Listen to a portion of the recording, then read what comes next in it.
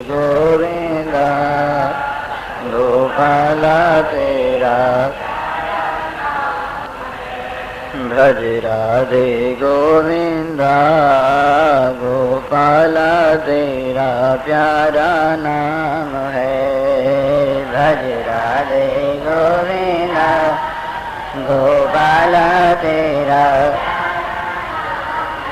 गोपाल तेरा प्यारा नाम है। नंद लाला तेरा सुंदर नाम है। गोपाल तेरा नंद लाला तेरा सुंदर नाम है। भज राधे गोविंदा गोपाल तेरा प्यारा नाम है। भज राधे गोविंदा गोपाल तेरा राम राम कहते रहो जब लग घट में प्राण। राम राम कहते रहो जब लग कभी तो दीन दयालु के भनक पड़ेगी कान। कभी तो दीन भनक पड़ेगी कान। भज राधे गोविंदा गोपाल तेरा प्यारा नाम है। भज राधे गोविंदा गोपाल गोपाल तेरा प्यारा नाम है। नंद लाला तेरा सुंदर नाम है। गोपाल नंद लाला तेरा सुंदर नाम है। भज राधे गोविंदा गोपाल तेरा प्यारा नाम है। भज राधे गोविंदा गोपाल तेरा प्यारा नाम है। एक घड़ी आधी से पुनियाद। एक घड़ी आधी से पुनियाद। तुलसी संगत साध की हरे कोटि अपराध। तुलसी संगत साध हरे कोटि अपराध। भज भूल मत जो चाहे कल्याण। दो बातों को भूल मत जो चाहे। नारायण एक मौत को दूजे श्री भगवान। नारायण एक मौत को दूजे श्री भगवान। भज राधे गोविंदा गोपाल तेरा प्यारा नाम है। भज राधे गोपाल तेरा प्यारा नाम। गोपाल तेरा प्यारा नाम है। नंद लाला तेरा सुंदर नाम है। गोपाल नंद लाला तेरा सुंदर नाम है। भज राधे गोविंदा गोपाल तेरा प्यारा नाम है। भज राधे गोविंदा गोपाल तेरा प्यारा। तुलसिया संसार में कर लीजिए गोपाल। तुलसिया संसार में कर लीजिए देने को टुकड़ा भला लेने को हरि नाम, देने को टुकड़ा भला लेने को हरि नाम। भज राधे गोविंदा गोपाला तेरा प्यारा नाम है। भज राधे गोपाला तेरा प्यारा नाम, गोपाल तेरा प्यारा नाम है। नंदलाला तेरा सुंदर नाम है। गोपाला नंदलाला तेरा सुंदर नाम है। भज राधे गोविंदा गोपाला तेरा प्यारा नाम है। भज राधे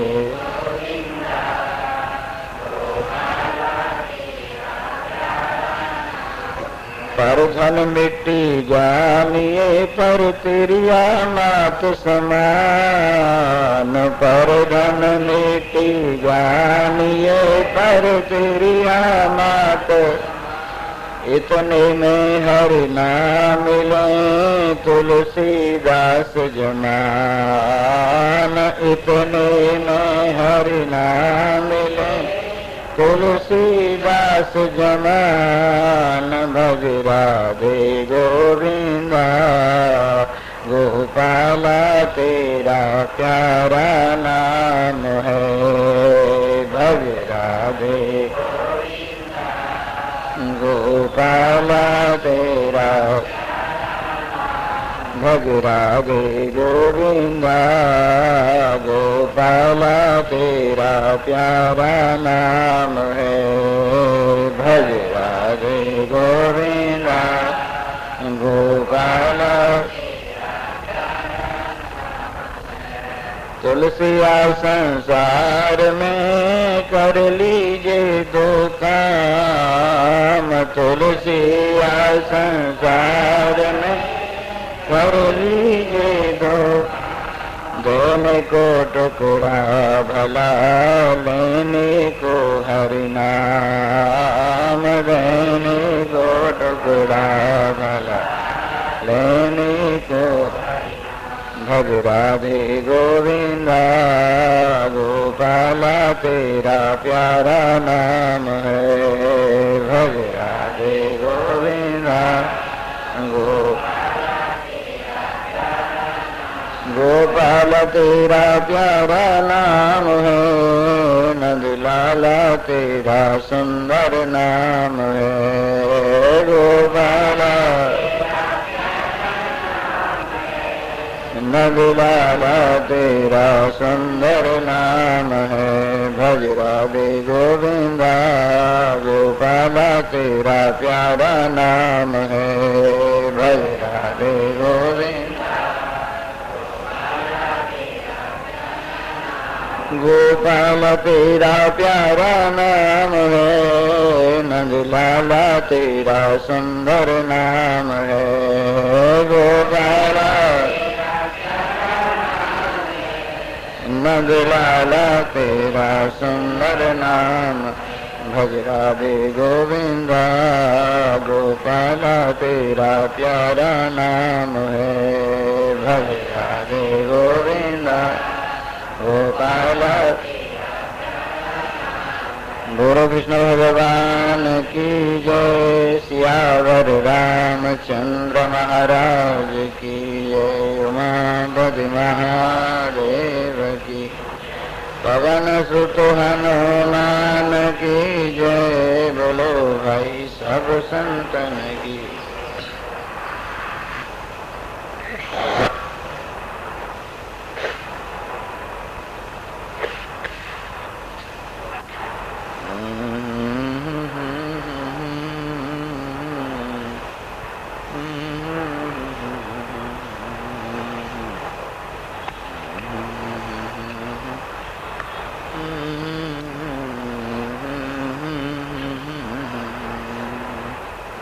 ईशः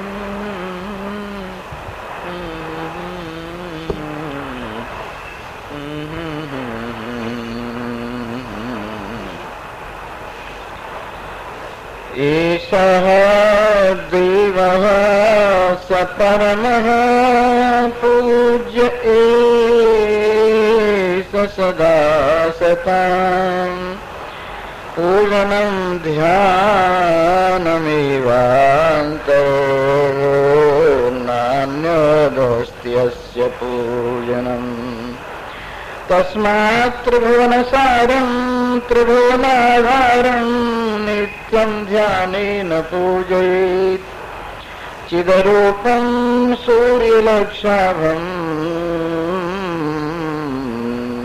समस्ताभासभासनम्।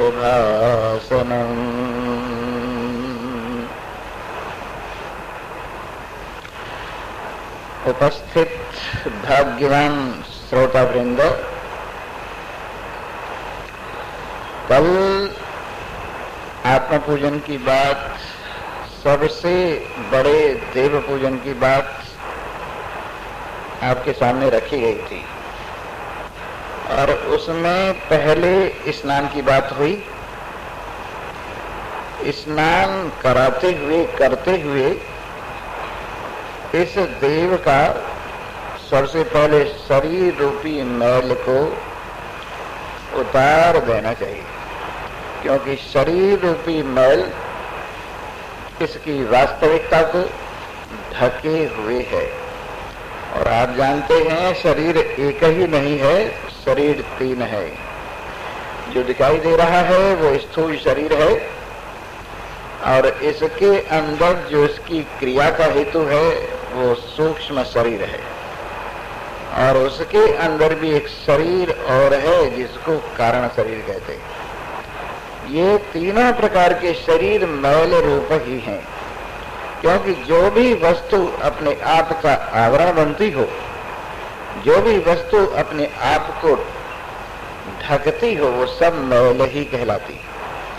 इसलिए इस तीनों प्रकार के शरीरों को मैल की तरह से एक तरफ रख देना चाहिए साफ करके, और फिर इसके बाद ध्यान की बात कहते हैं।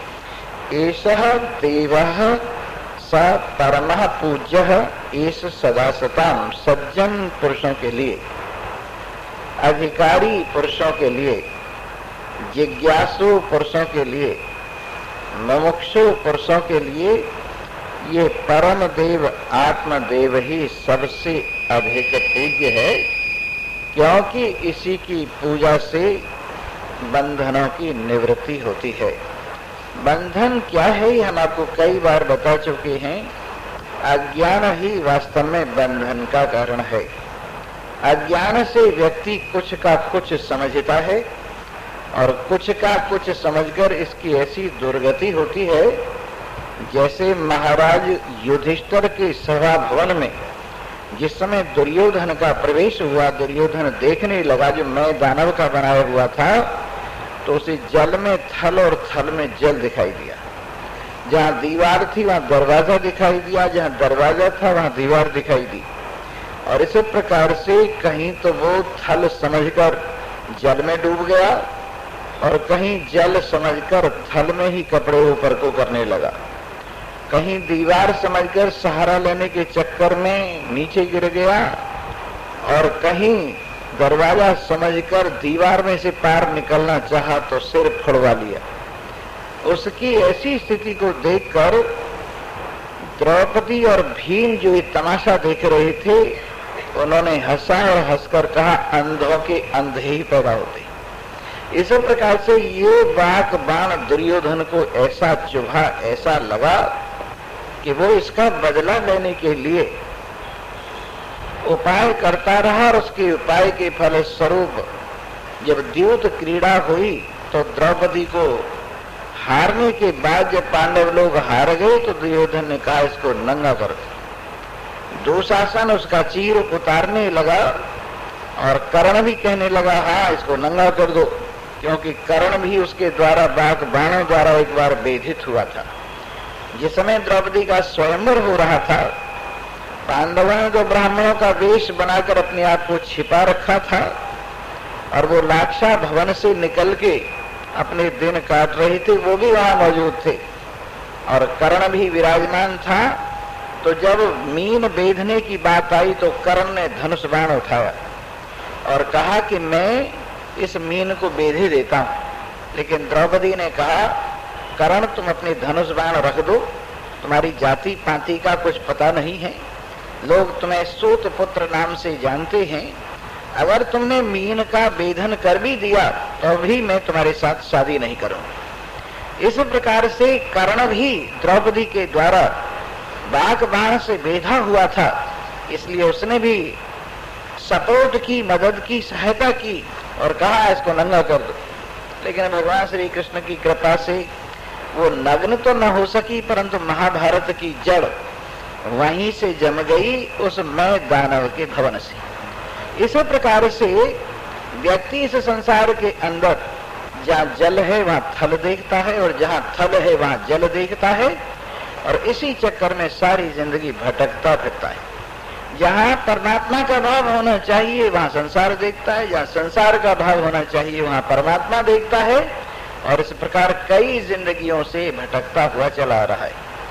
तो इस अज्ञान का जो हेतु है, जो अज्ञान अपने आश्रित अपने आप को ढकने वाला है, उस अज्ञान की निवृत्ति जब तक आत्मज्ञान से नहीं होगी तब तक कुछ भी कर लीजिए। भगवान शंकराचार्य जी ने कहा है, किंते गंगा सागर गमनम व्रत परिपालनम अथवा दानम ज्ञान विहीनम सर्वमनेन मुक्ति न भवति जन्म सतेन। किंते गंगा सागर गमनम, तू गंगा सागर घूमा, अच्छी बात है, चल, इस परिवार से घर बार से थोड़ी तेरे को छुट्टी मिल जाएगी, लेकिन अगर तू इतना समझता हो कि गंगा सागर मात्र नहाने से कल्याण हो जाएगा तो ये तेरा वहम है। किंतु गंगा सागर गमनम व्रत परिपालनम अथवा दानम, चल व्रतों का पालन करने से थोड़ा सा संयम हो जाएगा, व्रतों का पालन करने से थोड़ा सा तेरे को सहारा मिल जाएगा। लेकिन तू अगर ये सोचता हो कि व्रतों के पालन से ही कल्याण हो जाएगा, ये तेरा वहम है। ये ठीक है, परंतु जब तक अज्ञान निवृत्त नहीं होगा तब तक कैसे कल्याण होगा। किंतु गंगा सागर गमनम व्रत परिपालनम अथवा दानम ज्ञान विहीनम सर्वमनेन, और दान देने से भी ठीक है, लोभ को विजय किया जाता है, यात्रा हल्की हो जाती है, लेकिन इतने मात्र से कल्याण हो जाता हो ऐसी बात नहीं है। ज्ञान विहीनम सर्वमनेन, बिना ज्ञान के इन सभी प्रकार के साधनों से मुक्ति न भवती जन्म सती न, 100 करोड़ जन्म तक भी मुक्ति नहीं हो सकती। इसलिए आत्मज्ञान का होना परम आवश्यक है और बिना ज्ञान के आदमी इस शरीर के मैल को उतार भी नहीं सकता। इस शरीर के प्रति जो मोह ममता है, इस शरीर के प्रति जो ममत्व है, उसको छोड़ना कोई आसान काम है। जब तक परमात्मा बोध नहीं होता, मैं शुद्ध सच्चिदानंद ब्रह्म हूँ ये पता नहीं लगता, तब तक इस शरीर की ममता कहाँ दूर होती है। मैं शरीर हूँ ये ध्यान करते करते आदमी जड़ता के गर्त में गिरा रहता है। मैं शरीर हूँ ये ध्यान करते करते आदमी दुख के गर्त में गिरा रहता है। मैं शरीर हूँ ये समझते समझते आदमी मौत के चक्कर में लगातार आता रहता है। इसलिए इस मृत्यु से छुट्टी पाने के लिए, इस अंधेरे से अज्ञान से भटकने से छुट्टी पाने के लिए व्यक्ति को अपने आप को शरीर से अलग स्वीकार करना चाहिए। और ये वास्तविकता भी है कि आप शुद्ध सच्चिदानंद ब्रह्म है, इसके अतिरिक्त जो आप में प्रतीति है वो सब अज्ञान मात्र से है। तो अब स्नान तो हो गया और स्नान करते हुए आपने इस शरीर के मैल को, स्थूल शरीर, सूक्ष्म शरीर, कारण शरीर के मैल को ज्ञान का साबुन लगा लगा कर साफ कर दिया। अब ध्यान की बात आती है और ध्यान में बैठ जाइए। सबसे बड़ा देव ये आत्मदेव ही ध्यान का विषय है। और इसमें विचित्र बात आपको ये बताए कि ये ध्यान किसी विषय का ध्यान नहीं, ये ध्यान निर्विषयता का ध्यान है।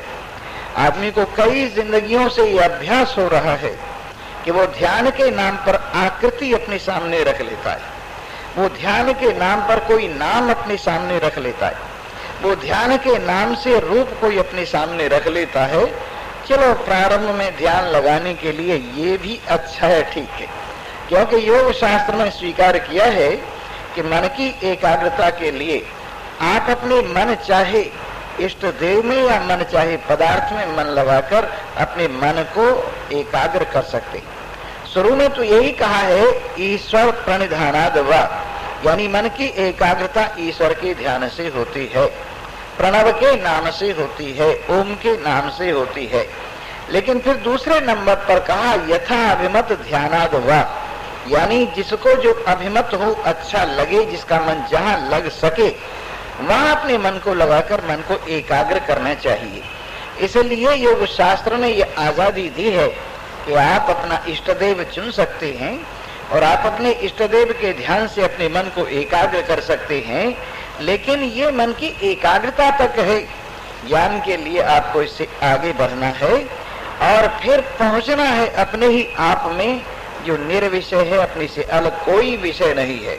ऐसा ध्यान जिसमें अपना ही ज्ञान है, श्रवण और मनन निधिध्यासन है, अपने आप में ही मन की विराजमानता है, अपने आप में मन की खटपट की निवृत्ति है, अपने आप में मन के संकल्प की निवृत्ति है, अपने आप में मन की सोच विचार की निवृत्ति है, अपने आप में ही मन की एक तरह से बिल्कुल निश्चिंत स्थिति है। इस प्रकार आपका ये ध्यान परम पूज्य महादेव, सबसे बड़े देव आत्मा का ध्यान, ये आपका पूजन है भगवान का, और इस तरह से आप ध्यान के माध्यम से भगवान का, आत्मदेव का पूजन कर सकते। और तस्मात् त्रिभुवनाधारम नित्यम ध्यानेन पूजे, तीनों भुवनों का जो आधार है, तीनों भुवन जिसके अंदर कल्पे हुए हैं, माने हुए हैं, फर्ज किए हुए, यानी तीनों भुवन कौन से हैं? जिस पर हम टिके हुए हैं पृथ्वी लोक, एक हमसे ऊपर वाला लोक, एक हमसे नीचे वाला लोक, ऐसे ये तीन भुवन हो गए।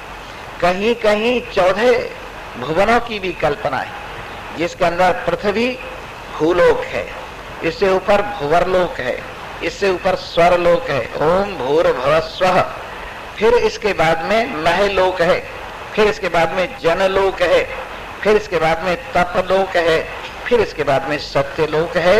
ऐसे 7 लोक ऊपर और 7 लोक नीचे 14 भुवन भी स्वीकार किए गए हैं। इस प्रकार से तीनों भुवन मान लीजिए, तीनों लोक, या 14 भुवन मान लीजिए, 7 ऊपर 7 नीचे, ये तीनों लोक भगवान में ही कल्पित हैं, भगवान में ही रखे हुए हैं, भगवान ही इनका आधार है।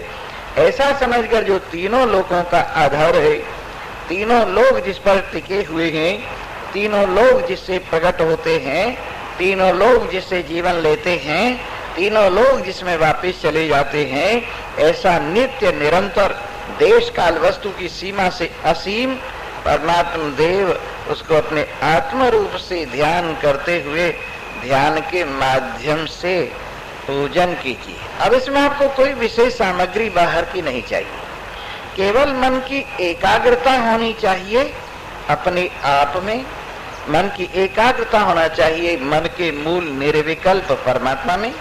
मन की एकाग्रता होने पर आनंद ही आनंद है। और मन को समझाया करो कि मेरो मन अनंत कहाँ सुख पावे।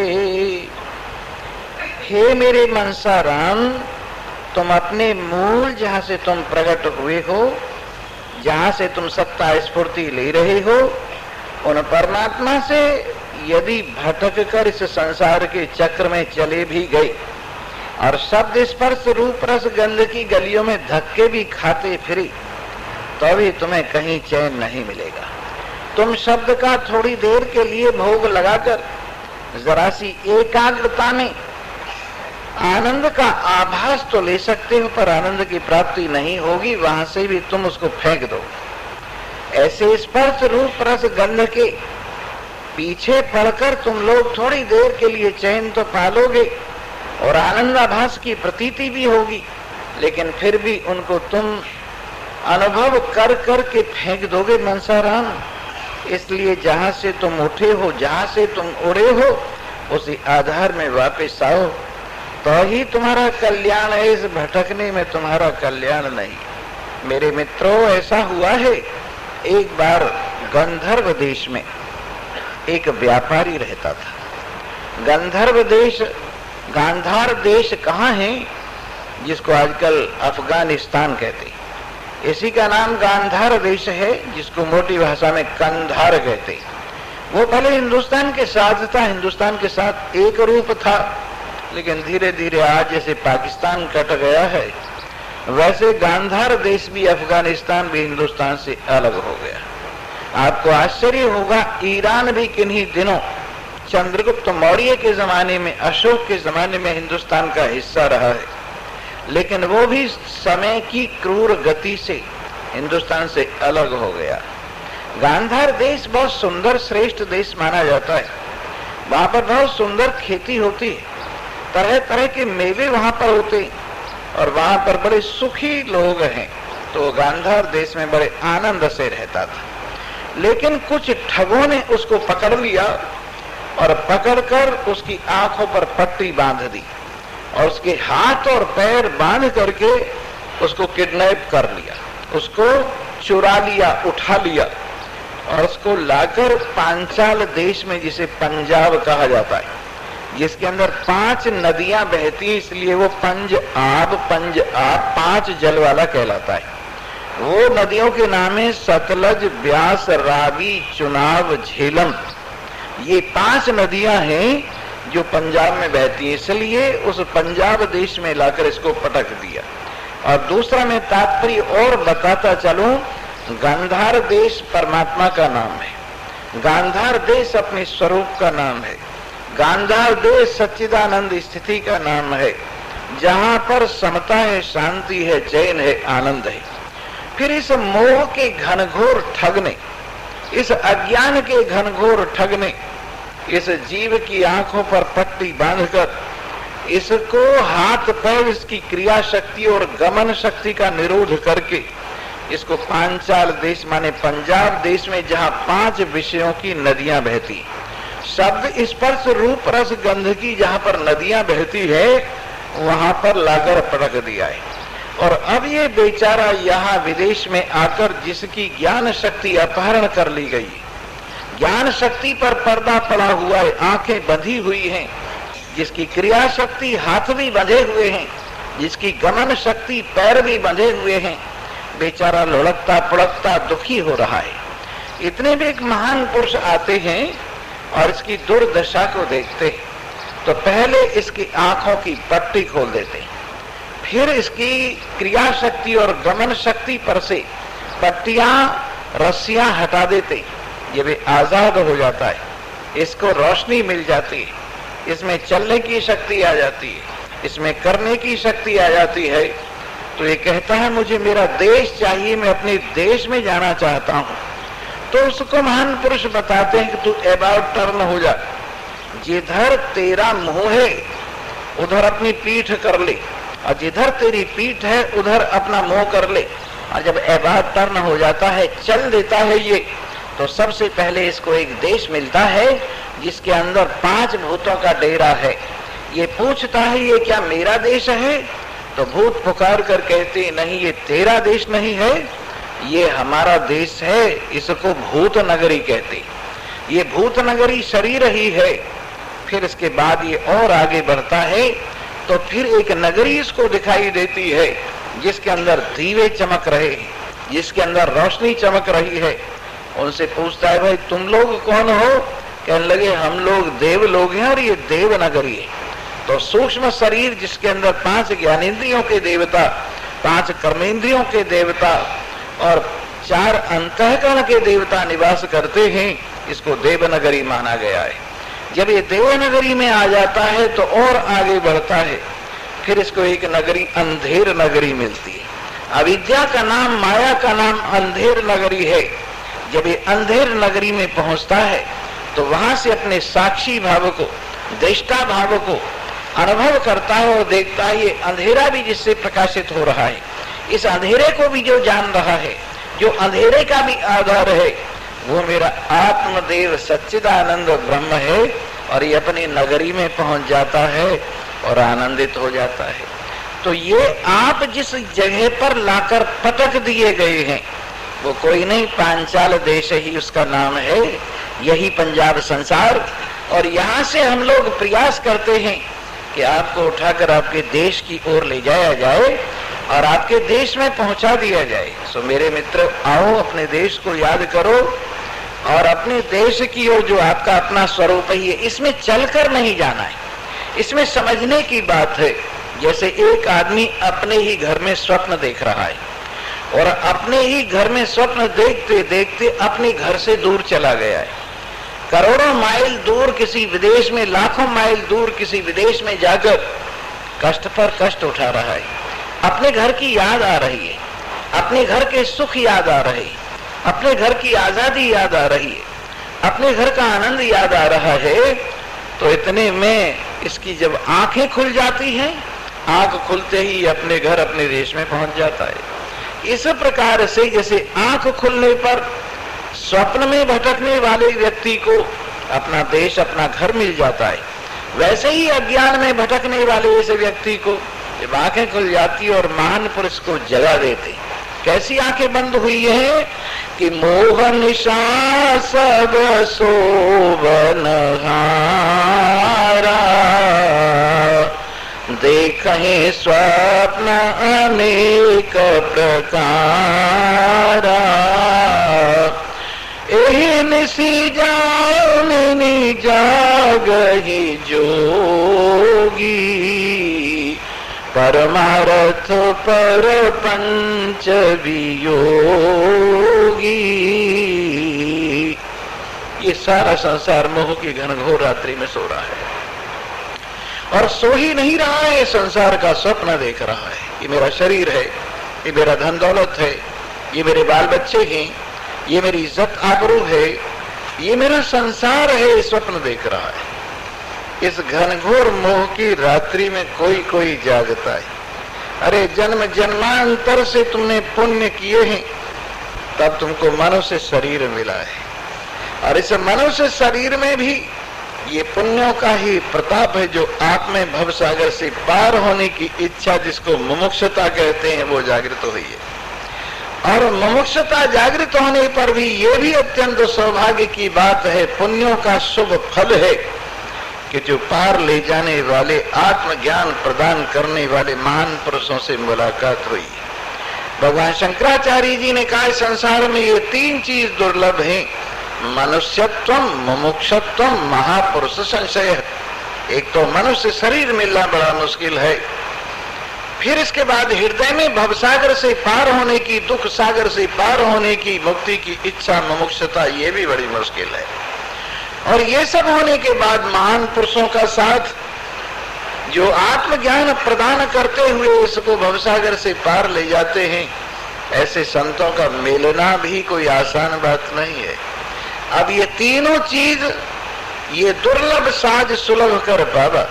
अरे मनुष्य शरीर की नाव मिल गई, श्रेष्ठ महान पुरुष सदगुरु देव मल्लाह मिल गए, भगवान की कृपा की अनुकूल हवा मिल गई, ये सब सामान तैयार हो गया, दुर्लभ साज सुलभ कर पावा।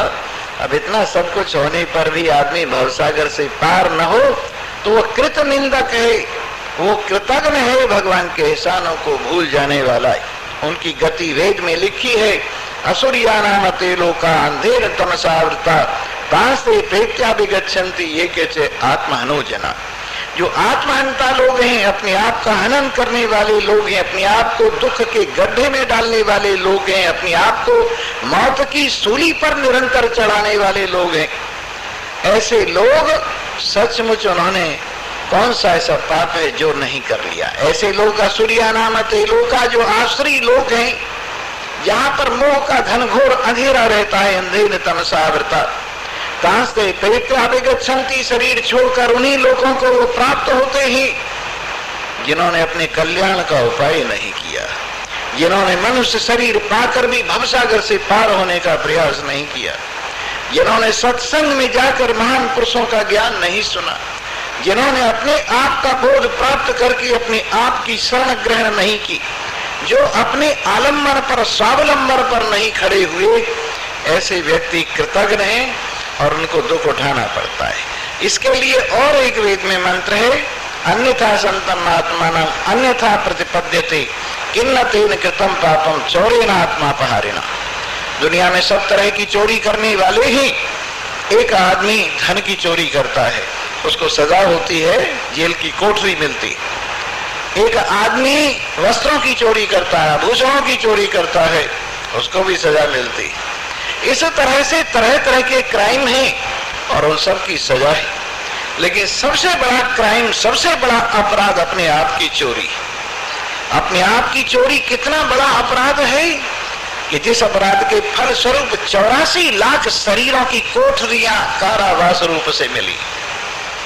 इसलिए हमें चाहिए कि कम से कम अपने आप की चोरी तो न करें। धन की चोरी को छोड़िए, छोटी सी चोरी है ये भी नहीं करनी चाहिए, लेकिन अपने आप की चोरी तो कदापि नहीं करनी चाहिए। अपने आप की चोरी क्या है?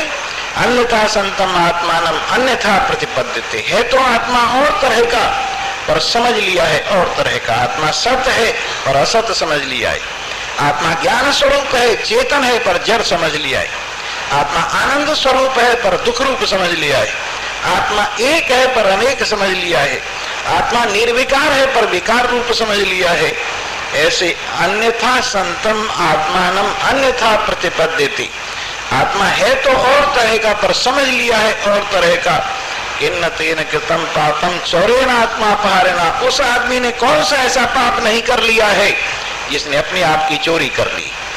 घनघोर अज्ञान के अंधेरे में भटकने वाले लोग, अपने आप से दृष्टि चुराने वाले लोग, अपनी आंख पर पट्टी बांधे हुए लोग ये पूछते हैं, स्वामी जी हमने अपनी आंखों की देखा देखी तो कोई पाप नहीं किया, फिर भी हमें दंड क्यों मिल रहा है? अरे समझदारो, एक सबसे बड़ा पाप हमसे हो गया है। और वो कौन सा पाप हो गया है? अपने आप की चोरी हो गई है। हमने अपने आप को चुरा लिया है। हमने अपने आप को नासमझी के अंधेरे में छिपा दिया है। हमने अपने आप को अज्ञान के अंधेरे में छिपा दिया है। किन्न तेन कृतं पापम चोरेण आत्मापहारेण। जिसने आत्मा का अपहरण कर लिया उसने कौन सा ऐसा पाप है जो नहीं कर लिया? एक आदमी कुएं के किनारे पर कपड़े धो रहा था। कपड़े धोते धोते उसका पाजामा कुएं में गिर गया और उसने क्या किया? इसके फल स्वरूप प्रसाद ला करके और बांटना शुरू कर दिया मंदिर में। लोगों ने पूछा मंदिर में प्रसाद लेते हुए कि आज किस बात का प्रसाद बट रहा है? क्योंकि यहाँ तो प्रसाद लोग तब बांटते हैं जब कुछ कामयाबी हो जाए, सफलता हो जाए, कुछ मिल जाए या मन्नत पूरी हो जाए, तब प्रसाद बांटते। कहने लगे भाई बहुत बड़ी बात है। बोले क्यों? मैं कपड़े धो रहा था, मेरा पजामा कुएं में गिर गया इसलिए प्रसाद बांट रहा हूँ। कहने लगे हानि होने पर कोई प्रसाद बांटता है? करे तुम्हें क्या पता, इतना बड़ा लाभ हुआ है। अगर मैं पजामे में होता तो? अरे कुएं में गिर जाता, मैं तो बच गया, कम से कम पजामा ही कुएं में गिरा है। हम उसकी बात पर हंस रहे हैं, पर हम लोगों ने अपने को कुएं में धकेल रखा और पजामे को लिए फिरते हैं। झंडा ऊंचा रहे हमारा, इस शरीर के पजामे को संभाले फिरते हैं, इन ज्ञानेंद्रियों के पजामे को संभाले फिरते हैं, इन कर्मेंद्रिय प्राण अंतःकरण के पजामे को संभाले फिरते हैं। लेकिन जिसने ये सब पहना हुआ है उसको अज्ञान के कुएं में धकेले बैठे। हम उनसे पूछे कि तुम क्या हो, तो शरीर का नाम लेते, सूक्ष्म शरीर का नाम लेते हैं, मन का नाम लेते हैं, जीव का नाम लेते हैं, लेकिन जो है उसका नाम उसे तो भूले ही बैठे हैं। इसलिए मेरे मित्रों, ये जो सबसे बड़ा अपराध है उस अपराध को सुधार लो। ये मनुष्य शरीर इसीलिए मिला है। अगर अब के भव सागर से बेड़ा पार हो गया तो हो गया, नहीं तो बाकी शरीरों में ये सुविधा प्राप्त नहीं। योग वशिष्ठ में एक जगह मुनिराज वशिष्ठ कहते, हे राम, हाथों से हाथों को दबाकर, दांतों से दांतों को दबाकर, पैरों को पूरा जमीन पर जोर से टिकाकर अब के इस जीवन की गाड़ी को मोह की दलदल से, अज्ञान की दलदल से निकाल के बाहर कर ही लेना है।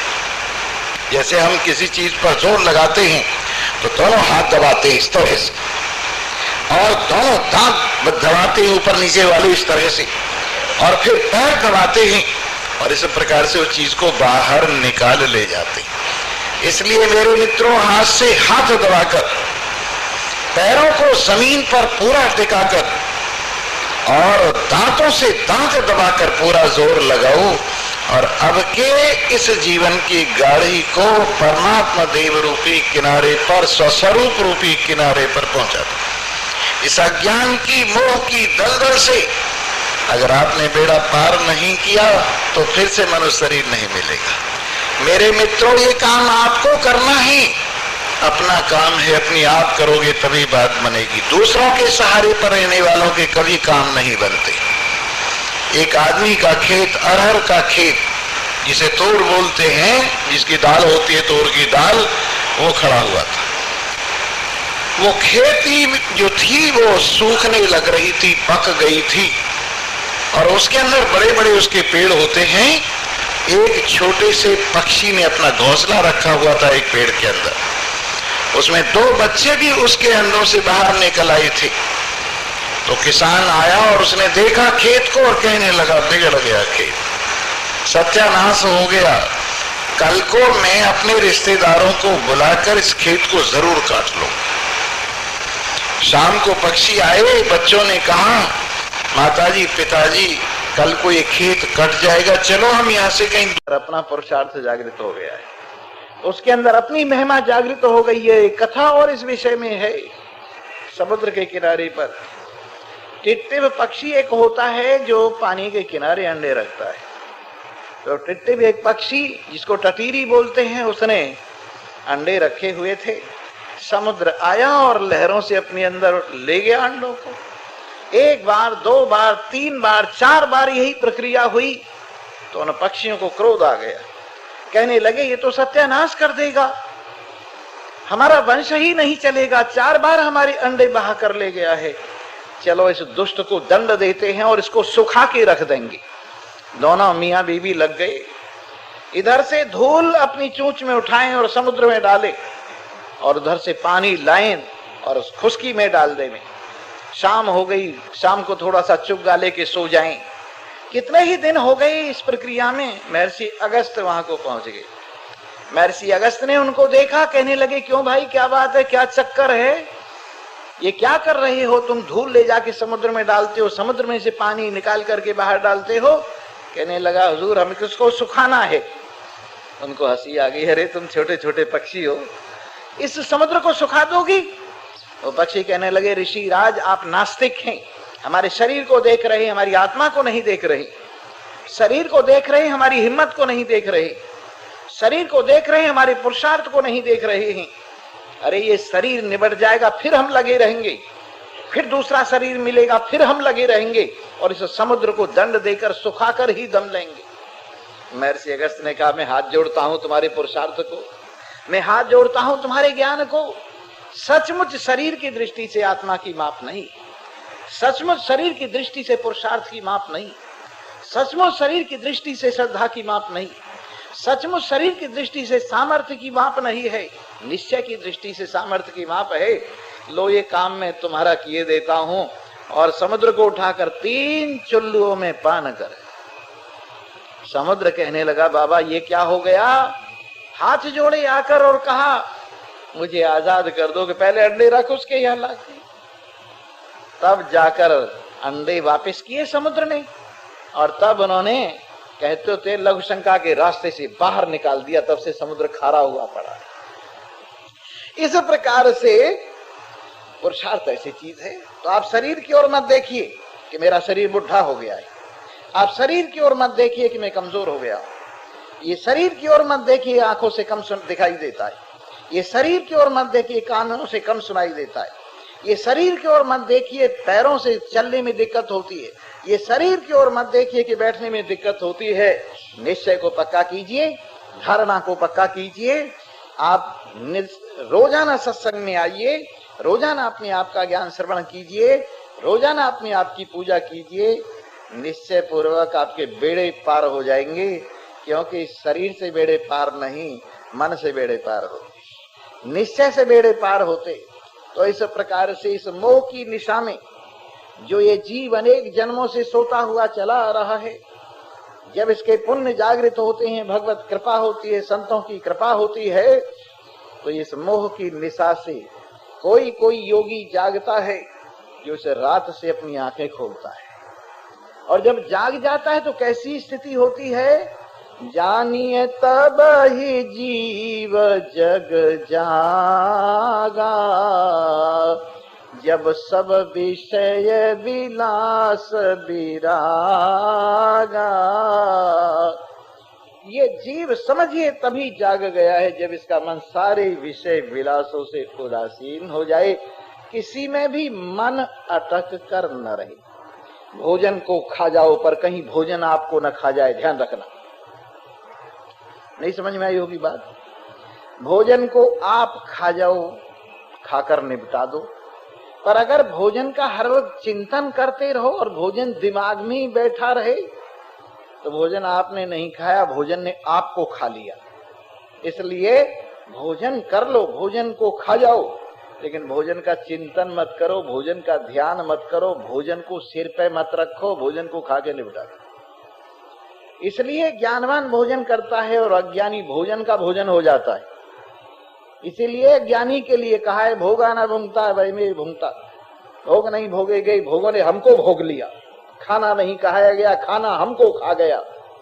इसलिए ना समझ लोग खाने के द्वारा खाए जाते, कपड़ों के द्वारा पहने जाते, मकान के द्वारा रगड़े जाते, चिंताओं के द्वारा कष्ट पाते। इसलिए मैं खाने को मना नहीं कर रहा हूं। भोजन कीजिए, वस्त्र पहनिए, मकान में रहिए, परिवार संभालिए, सारा खेल दुनिया भर का संभालिए, लेकिन एक सबसे पहले अपने आप को संभालिए। अगर अपने आप को संभाले रहोगे तो सबको संभाला रहेगा और तुम्हारे पैर रिपट जाएंगे। अपने आप को नहीं संभाल सकोगे तो कुछ भी नहीं संभाल सकोगे। अपने आप को संभालने के लिए अपना ज्ञान होना चाहिए। अपने आप को संभालने के लिए अपने आप में सच्चिदानंदता का भाव होना चाहिए। अपने आप को संभालने के लिए अपने आप में नारायणता का अनुभव होना चाहिए। जब व्यक्ति अपने आप में इस बात का अनुभव करता है तो इन माइयों की तरह से थोड़ा ही मैदान छोड़ के भागता है। हम जानते हैं ये कई तरह के चोर होते, कथा के चोर भी होते हैं, आएंगे देर से जाएंगे जल्दी। ये कौन होते हैं? कथा के चोर होते हैं। और कथा के चोरों का कभी कल्याण नहीं होगा। कथा के चोरों का कैसे कल्याण होगा जब सुनेंगे ही नहीं, समझेंगे ही नहीं। ये कथा के चोर पीछे की तरफ देखते रहते। नहीं सुनी होगी आपने, बाद में सुना दूं आपको। ये जो होते हैं ना खरगोश, बहुत दौड़ते हैं।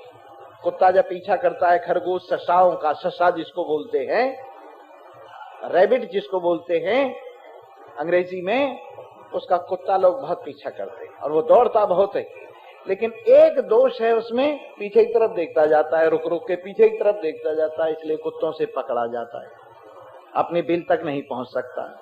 वैसे ही तुम दौड़ तो बहुत लगाते हो और परमात्मा रूपी बिल में घुसने के चक्कर में काम क्रोध लोभ मोह के कुत्तों से बचने के लिए मेहनत तो बहुत करते हो, पर पीछे की तरफ देखते रहते हो। घर वालों का क्या हाल है, घरवाली का क्या हाल है, बाल बच्चों का क्या हाल है, और पीछे की तरफ देखते रहने से काम क्रोध लोभ मोह के कुत्ते आके पकड़ लेते।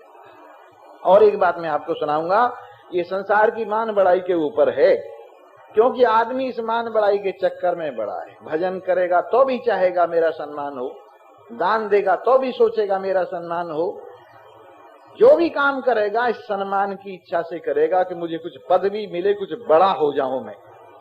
ऐसा हुआ, ये गीदड़ लोग जो है ना, गीदड़, इन्होंने पंचायत की और इन्होंने तय किया, देखो भाई सब लोगों के प्रधान होते हैं, सब लोगों के सेनापति होते हैं, सब लोगों के मुखिया होते हैं, हमें भी कोई मुखिया होना चाहिए।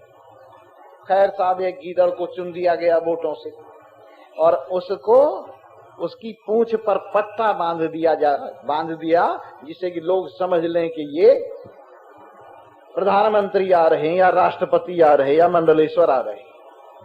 तो उन्होंने क्या किया, उस पूंछ पर पट्टा बांध के श्री श्री 1,08,000 श्री फला फला यूं लिख दिया।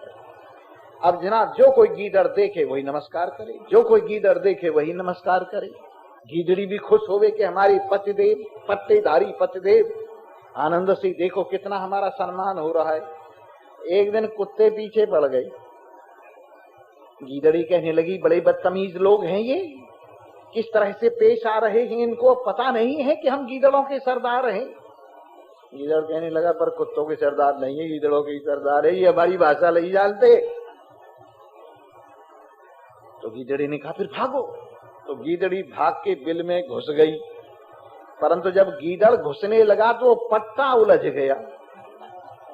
जब बिल में घुसने लगा उस पट्टे ने जो है रोक लिया, आगे नहीं जाने दिया। तो वैसे ही ये जो संसार की मान बढ़ाई के पट्टे बंधे हुए हैं, ये भगवान के अपने स्वरूप के बिल में प्रवेश नहीं होने देते। इन पट्टों को खोल दो, क्या पट्टे दुपट्टे लिए फिरते हो। और अपने आप को हल्का करके, इस मैं का बोझ हल्का करके, जैसे शरीर का मैल उतार दिया, वैसे सारे मान बढ़ाई के मैल उतार के भी इस देव का, अपने प्रियतम का अपने आप में पूजन करो। और कैसा पूजन करो? ध्यान रूपी पूजन करो। मन को अपनी में टिकाकर, मन की सारी कल्पनाओं को शांत करके, मन को चैन का अमृत पिला करके, मन को आनंद का अमृत पिला करके, मन को एकता का अमृत पिला करके, मन को सच्चिदानंदता का अमृत पिला करके अपने ध्यान में लगाओ।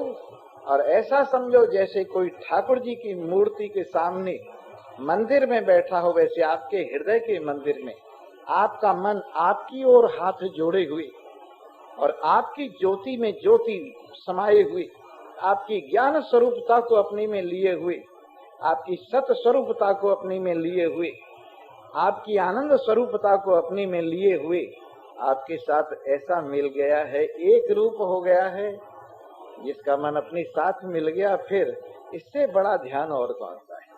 निरंतर आत्माकार वृत्ति, अहम ब्रह्मास्मि।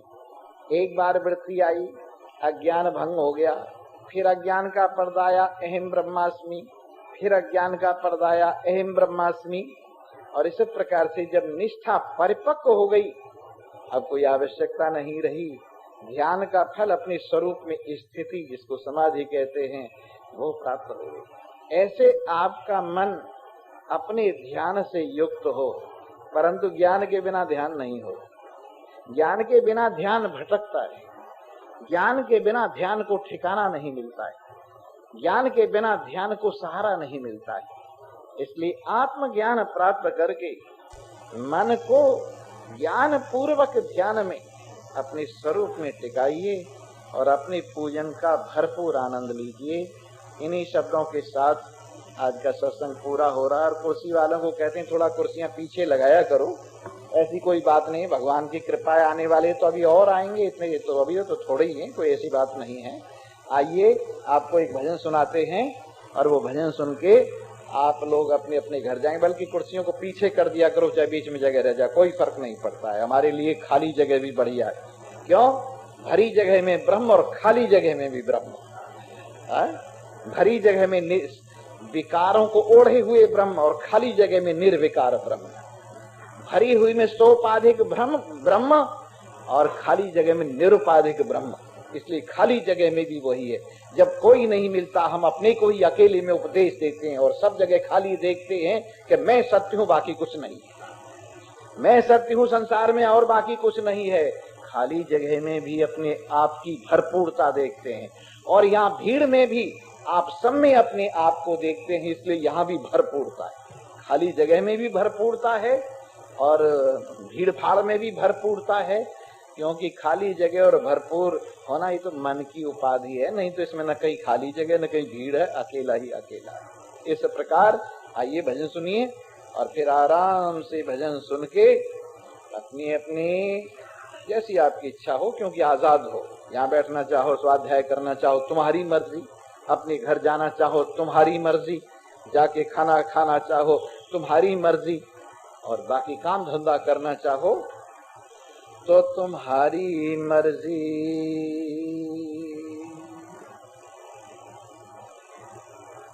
चला जा देखता मन ये ठिकाना, 4 दिन का है ये दुनिया, जिसे हम अपना घर समझ रहे पर है विदेश, जिसको हम अपनी प्रॉपर्टी समझ रहे पर है भार, जिसको हम अपने गहने समझ रहे पर हैं हथकड़ी बेड़ी, उसके लिए कह रहे हैं चला जा देखता ये मन, ठिकाना 4 दिन का है। मजे दुनिया के जो भासे जमाना 4 दिन का है। चमक चेहरे की नैनों की दमक जो मन को मोहती है, समझ ले ये बजरिया का, बजरिया माने छोटा बाजार। हम बाजार में कई चीज सजाते हैं, पर बाजार में शरीर को भी सजा के बैठते हैं। ग्राहक के लिए तो सजाते हैं, और किसके लिए सजाते हैं? हम जो शरीर को सजाते हैं, कोई हमें देखे, ढंग के कपड़े नहीं पहने, कोई क्या कहेगा? इसलिए ढंग के कपड़े पहनो, जिससे कहें जेंटलमैन। जेंटलमैन माने पैंट बढ़िया पहनी हुई हो, ब्लू शर्ट या कोट बढ़िया पहना हुआ हो, टाई बढ़िया लगाई हुई हो, उसका नाम क्या है? जेंटलमैन। अंदर से चाहे कुछ भी हो, कबाड़ा हो, पर ऊपर से जेंटलमैन। तो हम जेंटलमैन होने के लिए, लोगों की दृष्टि में आने के लिए इस शरीर के बाजार को सजाते हैं। लेकिन है क्या? चमक चेहरे की नैनों की दमक जो मन को मोहती है, समझ ले ये बजरिया का दिखाना 4 दिन का है। मजे दुनिया के जो भासे जमाना 4 दिन का है। समझ कर खूबसूरत तुम नाज नखरे दिखाते हो, किसी पर नजर जादू की रिझाना 4 दिन का है। मजे दुनिया के जो भासे जमाना 4 दिन का है। नसीमन, नसीमन माने घोंसला। नसीमन माने घोंसला नहीं जानते? पक्षी लोग जो पेड़ के ऊपर रखते हैं, समझते हो ना? हाँ वही नेक्स्ट। ध्यान दीजिए, नसीमन इस चमन में तुम बनाकर ऐंठते फिरते, गिरे बिजली चमन पर चहक पाना 4 दिन का है। मजे दुनिया के जो भासे जमाना 4 दिन का है। देखना फिर हमारा और तुम्हारा साथ क्या होगा, साथ में पग मिला कर ये निभाना 4 दिन का है। चला जा देखता मन ये ठिकाना 4 दिन का है। मजे दुनिया के जो भासे जमाना 4 दिन का है। सर्वे भवन्तु सुखिनः।